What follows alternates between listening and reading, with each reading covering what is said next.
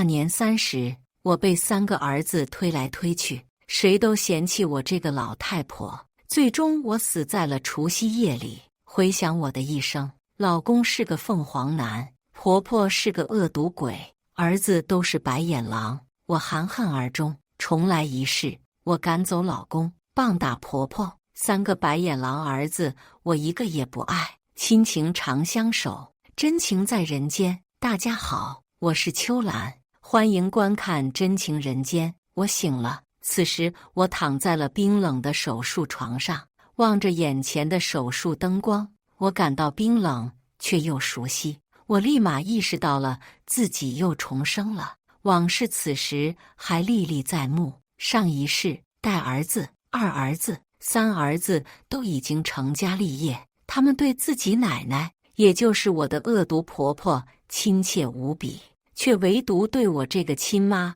嗤之以鼻。大年30，我敲响了3个儿子的房门，却没有一个儿子愿意让我进去。最终，在寒冷的除夕夜里，我裹挟着饥寒与病痛含恨而终。想到这些，我立马从手术台上坐了起来。如果没猜错，这个时候的我正准备要做人流。丽丽，听妈的话，你这胎是个女儿，咱们家可不要赔钱货。听妈的，把这胎打了，咱们就生儿子。上一世的我唯唯诺诺，嫁给了老公后，完全没有了自我，一切都是以婆家为重。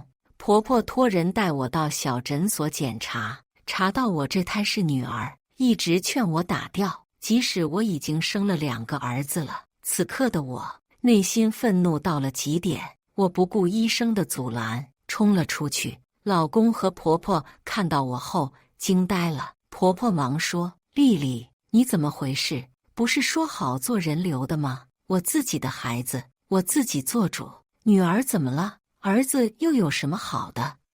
我就想留下这个孩子，谁也管不了了我。”我愤声大喊，婆婆被我吓了一跳。我平时窝囊惯了，如今这么硬气起来，婆婆连忙责骂我老公：“看看你的媳妇，都骑在我们头上拉屎了，你平日里怎么管的媳妇？”我老公感觉面子挂不住，按着我往手术室里面推。我奋力一甩，狠狠给了他一巴掌。在他们母子俩的诧异下，我冲出了医院，坐在出租车，我轻轻抚着小腹：“闺女，上一世妈妈对不起你，这一世妈必呵护你一生一世。至于你弟弟，上一世就是他骗走我最后养老的积蓄，这一世我是不会再多生下一个伤害我的人。”回到家里，我便看到了我另外2个白眼狼儿子。果然，3岁看大，7岁看老。我的2个儿子如今一个16岁，一个15岁，现在已经把我完全当成一个佣人看待了。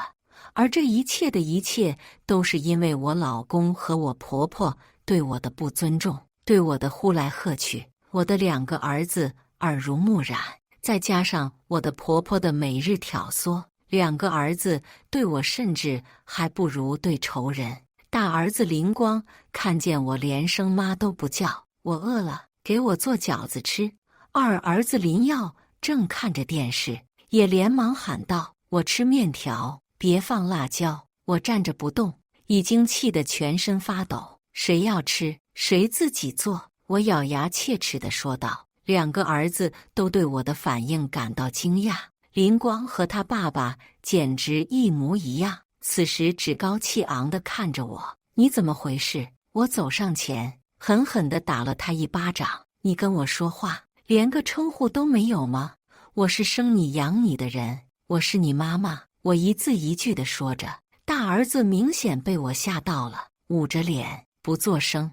2儿子此时走了过来：“妈，你天天在家1分钱不赚，不都是爸爸在赚钱养我们吗？你1分钱不出，难道1分力也不出吗？做饭不就是你们女人的事吗？”2儿子漫不经心，仿佛我真的就是伺候他们林家的佣人。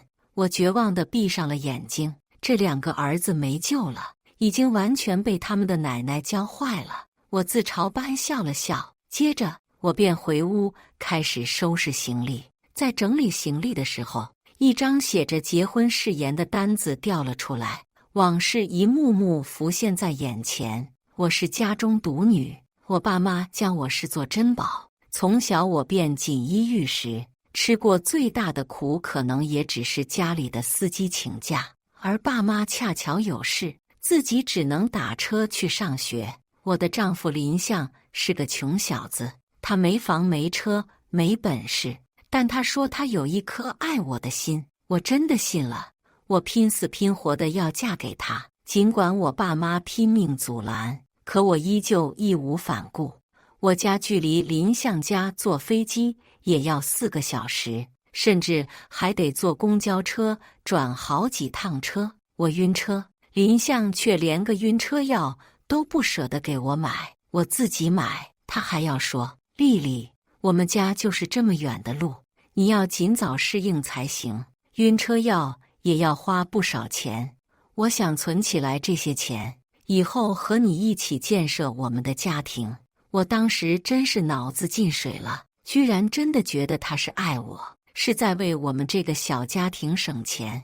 到了林相家的第一天，他妈妈就只给我做了农村里的2盘杂烩菜，甚至吃完后，他妈妈还给了我一个下马威。丽丽，听相相说你是大户人家的女儿，我们家穷，你可不要嫌弃。林相他妈笑眯眯地看着我，这个笑容并不亲切，看得我心里很不舒适。可我被猪油蒙了心，当时只觉得林相的妈可能是真的怕我看不上林相。我立马起身，大声说：“阿姨，你放心，我和林相是真心相爱的，我不会因为家庭条件而放弃和林相相守终生的。”林相他妈妈嘴角都咧到了耳朵根，他看了看林相，林相此时也笑着。突然，林相他妈妈开始哎呦哎呦叫了起来。我忙问原因：“丽丽，我手疼，老毛病了，这碗估计是洗不了了。”林相他妈妈握着自己的手腕看着我，只怪当时我真是个傻子，我只想着林相妈妈可能真的是手腕疼，也有可能是在考验我，竟半点没有想过她是在故意为难我。我立马接下了这活。当我收拾好碗筷进厨房后，林相他妈妈捂着嘴朝林相笑：“相相，你真是找了个好媳妇。”那时的我在厨房听到后，只觉得幸福。现在的我真想一巴掌抽死自己。我一下一下地撕碎了那张结婚誓言，撕碎了从前那个满心天真的自己。我和林相结婚的时候，林相什么都没有。我爸妈虽然不同意，但也还是不愿意我受苦。他们给我陪嫁了一栋在城里的房子，1辆车，甚至还托人给林相找了个好工作。可我婆婆闭口不提我们家对他们家的好，逢人便讲是他自己的儿子有本事，自己努力赚的。我无所谓，我觉得我是嫁给林相，又不是嫁给我婆婆，我只要和林相好好过日子就好了。在林相老家办完婚礼后，我们俩就搬进了我爸妈给我们买的房子。没想到没住几天，林相便把他妈妈接了过来。开始我有些生气，觉得林相没有和我商量，便把婆婆接过来，根本不尊重我。可我性子软，婆婆假装泪眼，哭着说：“你们留不下我，那我自己回去就是了。”林相连忙挽留他妈：“丽丽，我爸去世的早，我妈一个人拉扯我长大不容易，你忍心让她一个人回老家受苦吗？”最终我还是妥协了。然而我的悲惨生活也开始了。起初一段日子，婆婆并不找事，可没有多久，她便屡生事端，挑剔我做的饭难吃，挑剔我做的菜咸。我索性撒手不管，她爱吃什么自己做什么，我便闷头泡进了和姐妹约会、健身、游泳上。可我婆婆恶人先告状，每当林相回来的时候，她便会说：“相相啊，你这个媳妇，我真是伺候不了。我每天变着花样给她吃，它不是咸甜，就是咸咸。婆婆抱着林相哭，此时的林相像盯着仇人一样盯着我。林相，我没有。我刚想解释，可林相走到我面前，一把把我拽进了屋子。进入屋子后，他突然变得柔声细语起来：“我妈就那样，你多担待一点。这段日子辛苦你了，丽丽。”当时的我还感动得泪流满面，如今的我已经知道了，林相不过是惦记我家的钱。没有温柔多久，林相便露出了他的真面目：“丽丽，我最近和朋友一起投资一个新项目，你给我点钱好不好？”我心里一惊，父母给我的陪嫁，因为婚礼、请客等等早已被挥霍尽了，而我又在林相的劝说下辞职，在家做起了全职太太，根本没有半分钱的收入。林相的工资全都给了婆婆，婆婆美其名曰害怕我们小两口年纪小存不住钱，说帮我们存着。眼下我根本拿不出半分钱。林相，你知道的，我现在哪还有钱？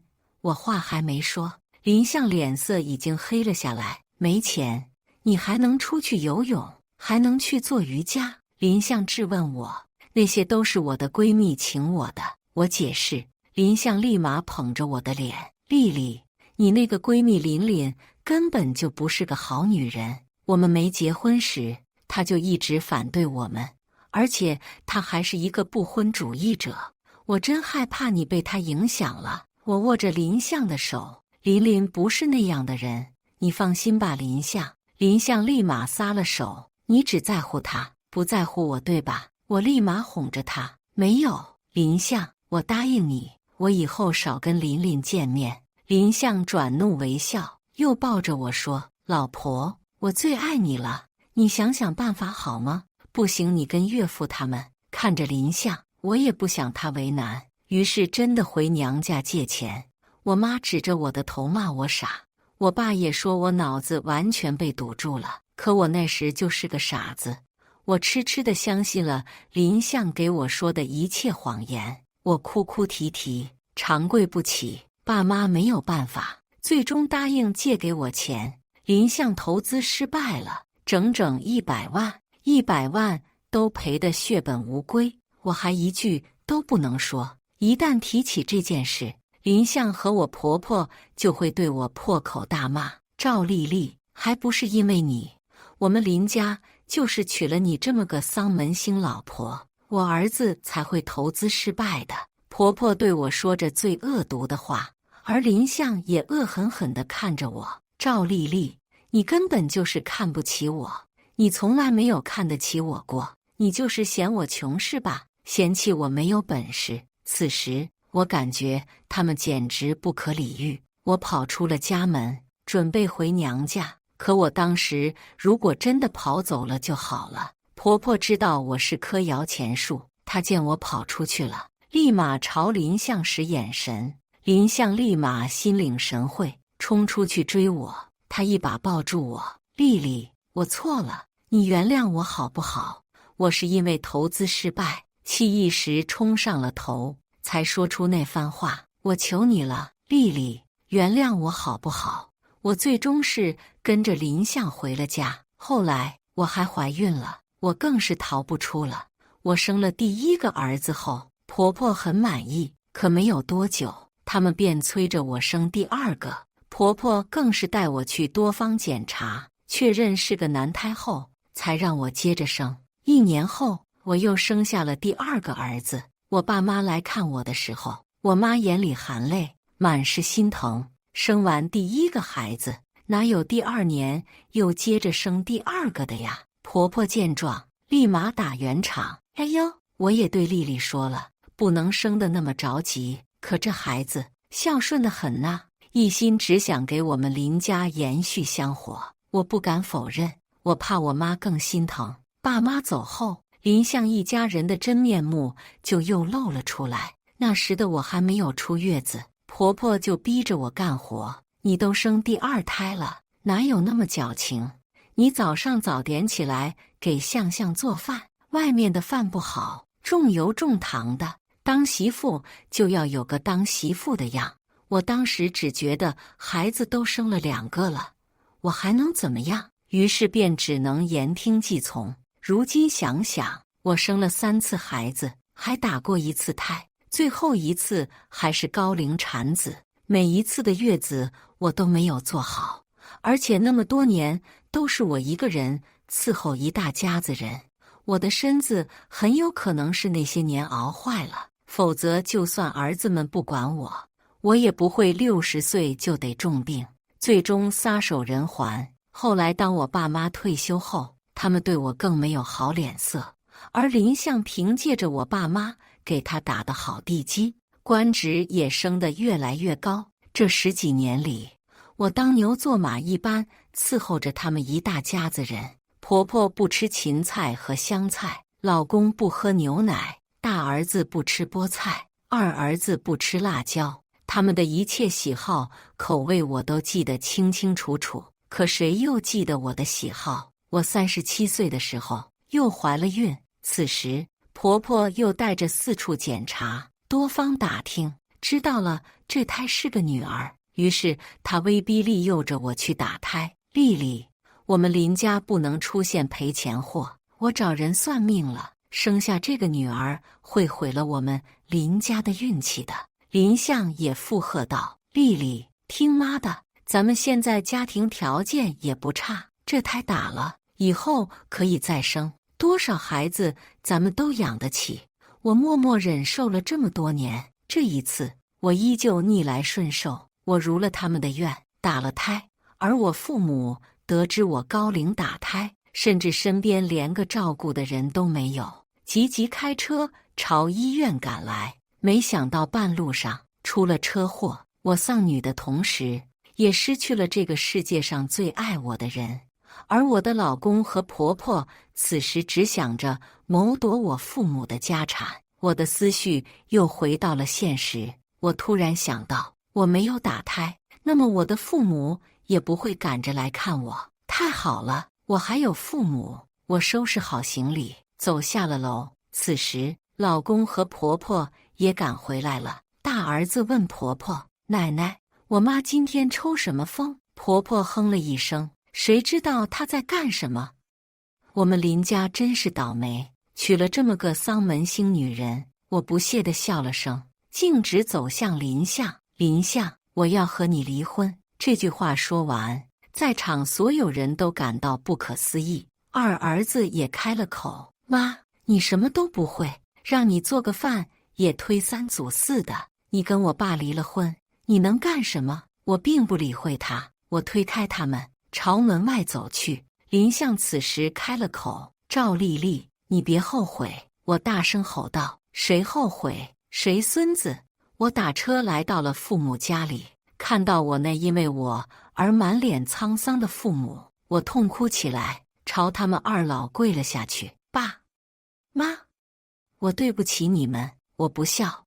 我朝他们深深地叩了一个头。爸妈此时忙低身扶我：孩子，你这是怎么了？孩子，爸妈知道我在林家这10几年的日子并不好过，可我今日的举动却让他们感到很是奇怪。爸妈，我要跟林相离婚。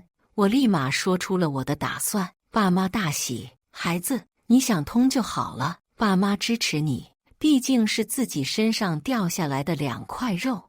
我还是心里惦念着林光、林耀，我把他俩单独约了出来。光光、耀耀，你们是妈妈生的孩子，我再给你们2个一个机会，我跟爸爸离婚，你们愿意跟着妈妈吗？此时的我心里还想着，2孩子不过是被婆婆教坏了，跟着我或许还有转机。可没想到，大儿子突然站起来，对我破口大骂：都怪你这个贱女人，今天早上都没人给我们做饭吃了，我都快饿死了。奶奶说的没错，你就是个丧门星，我们又不傻，跟着你，我们吃西北风呢。二儿子也接着说道：有你这样的妈妈，我们还觉得丢人呢。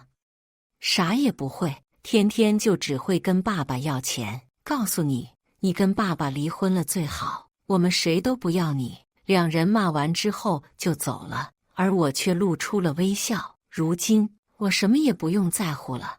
我先是找到了我已经很久不联系的闺蜜琳琳，她还是没有结婚，一个人自由惬意地活着。看到我来找她，她很惊讶。我们两个是同岁，如今我已经快40了，因为长年累月的忍气吞声、劳碌疲惫，我看起来更老一些，而她看起来倒像个20几岁的小姑娘。林太太，你忙完你的家务了？琳琳丝毫不掩饰对我这种恋爱脑傻子的讽刺。琳琳，我后悔了，我后悔当初没有听你的话。我现在决定，我要和林相离婚了。我面色平静。琳琳知道我不是开玩笑。赵丽丽，你终于想通了。琳琳连忙起身拉着我的手，你这个离婚案，我免费帮你打了。琳琳很开心，她现在是一名出色的律师。我看着他成功，心里替他高兴的同时，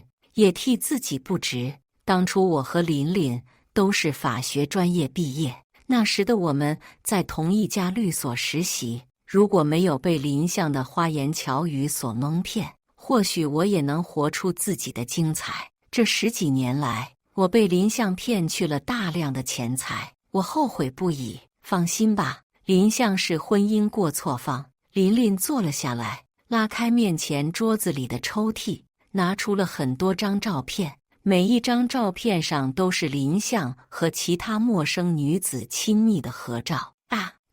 我惊讶地捂住了嘴。琳琳望着我，丽丽，这些都是我在街上偶遇的。她现在已经毫不避讳，简直不把你当人看。可是你也要原谅我，不是我不告诉你，这几天我太忙，电话也联系不上你，而且我也不知道你心里到底是怎么想的。我原本打算等过几天专门去找你说明这件事，问问你的想法。我突然想到，上一世的这个时候，我的父母刚刚因为车祸去世，那时候他没有告诉我，估计是害怕我承受不住那么多的打击。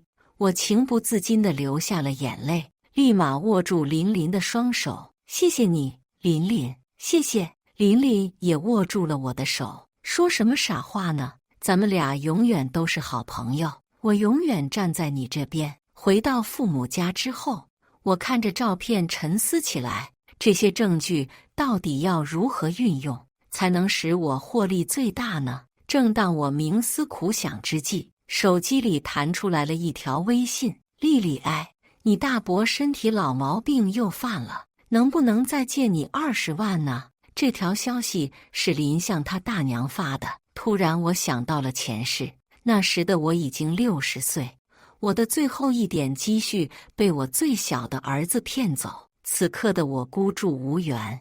我突然想到了，我曾在林相他大娘一家危难时刻帮助过他们，于是我上门求助，不求他们还我全部的钱财，只希望他们能够给我一些养老钱，让我能有一口饭吃。可我万万没想到，大娘见我进到他们家门，便立马拿扫帚把我赶了出来。我欲哭无泪。当初你儿子投资，我借给你们20万，大伯重病，我还又借给你们20万，你们都没有还。如今我有难了，你们居然赶我，你们简直丧良心。此刻大伯也走出门外，我们借的是你的钱吗？借的分明是我侄子的钱。你想要钱，那就让我侄子问我要。大娘嘿嘿一笑，真是不要脸，张口就敢说瞎话。想到这些，我直接给大娘打过去了电话。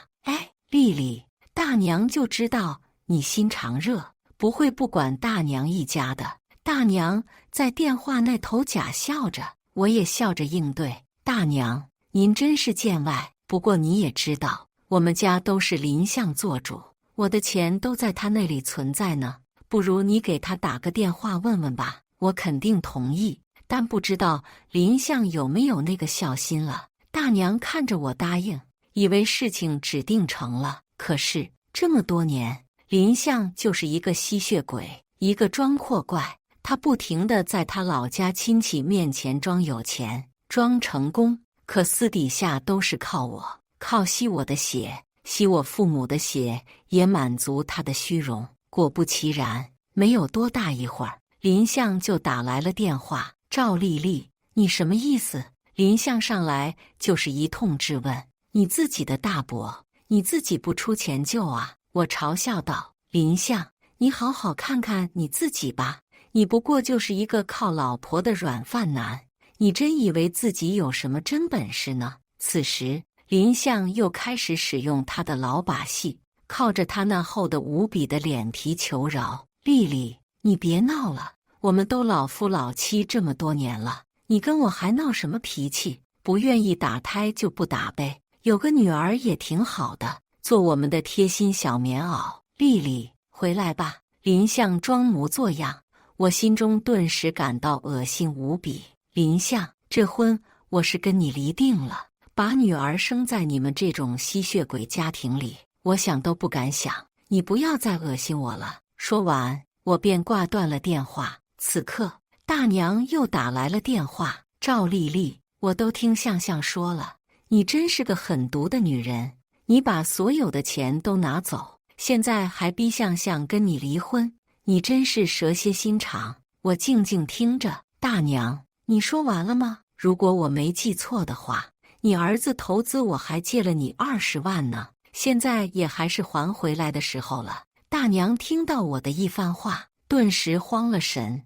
你胡说八道什么？我借的是我侄子的钱，跟你有什么关系？大娘，您还真是不识字呢。欠条上白纸黑字，清清楚楚地写着：您借的是我妈的钱，不是我的，也不是您那宝贝侄子的。既然您不认账，那咱们就法院见。我不想和他磨叽，立马挂了电话。此刻我有些庆幸，当初找父母借钱的时候，幸亏在父母的要求下写了欠条，而他们害怕我被林相策反，又执意要写他们的名字。我闭上双眼，心里默默感谢着父母。可我突然想到，欠条还在我和林相的卧室的衣柜里面放着，没有办法，我只能再次回到了那个令我恶心的家。给我开门的是我的大儿子，哟，一点出息都没有，这才几天就赶着回来了。都给你说了，我们不要你了，我爸爸也不要你了，你哪里来的就回哪去。我无视他的话，直接推开他走了进去。此时二儿子也上来阻拦我，你这人贱不贱呐？不让你进我家门，你偏要进。我预测过这个时间，老公应该带婆婆去医院体检了，而且欠条我也从没有对她说过在哪。就算他们这2个老油条我对付不了，2个小屁孩我自有办法拿捏。我的一点衣服忘记在卧室了，既然你们一家人那么嫌弃我，那么我把它拿走总行了吧。此时大儿子和二儿子立马捂着鼻子，快拿走，快拿走，瞧你那穷酸的样，就知道你离了我爸肯定什么也买不起，可怜你，赶紧把你的臭衣服拿走吧。于是我返回卧室，拿走了欠条，临走时还进了一趟洗手间，给林相留了个惊喜。接下来在琳琳的帮助下，我成功追回了大娘一家的欠款。大娘指着我的鼻子破口大骂，而我也只是莞尔一笑。琳琳派人跟踪林相，果不其然，他搂着一个美女走进了一家酒店。我得知这个消息后，立马打电话给警方，告诉他们有人在一家酒店进行某活动。林相和小三就这样被警官们抓了个正着，而我也看了一场精彩的线下直播。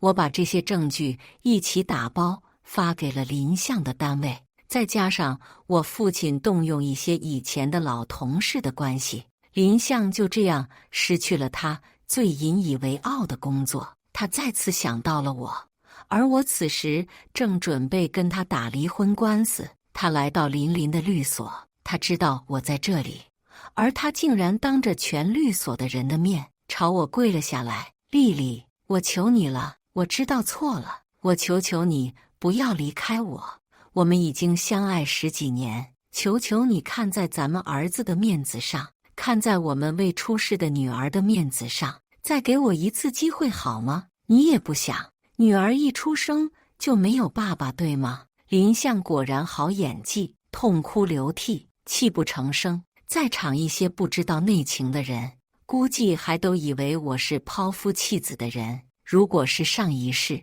可能我会心软，可能我会原谅，因为上一世他就是借着你也不想孩子没有爸爸吧，这个借口骗了我一次又一次，坑了我一次又一次，而我又得到了什么下场？这一世，我绝不会让自己犯这个错误。林相，收起你那令人作呕的眼泪吧，我只觉得恶心。女儿有你这种爸爸，倒真还不如没有。说完，我便走出了律所，琳琳也跟上了我。丽丽，我小瞧你了，你真的成长了，你变得和以前不一样了，你知道吗？林相跪下来那一瞬间，我真害怕你又从前那样心软原谅，可是你没有，你真让我刮目相看。琳琳夸着我，我倒有点不好意思了。如果不是知道了后来的结局，或许我还没有这个勇气。琳琳，多亏了你，谢谢你还愿意站在我这边。我将手搭在了琳琳肩上，琳琳立马抱住了我。你忘了我们的约定了？等你这些事情处理完，来我们律所，我带你重新拥抱我们的梦想。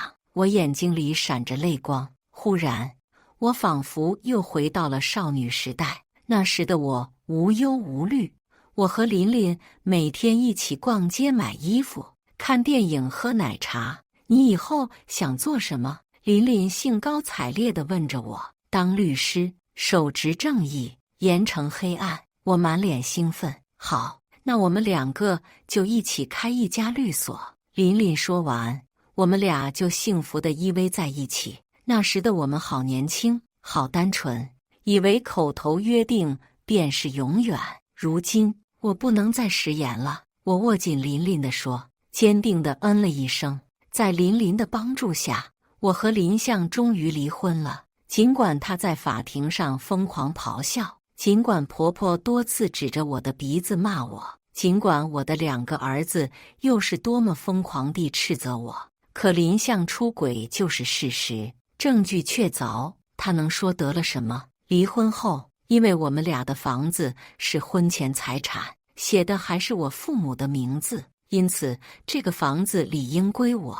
而我此时也想到了上一世，我父母刚去世，他们便骗我把房产给了我的大儿子，最终也导致了我无家可归的局面。如今，我要亲自带人赶他们出去。当我走进那个熟悉而又陌生的家，婆婆此时死命地抱着沙发，不让搬家工人挪动。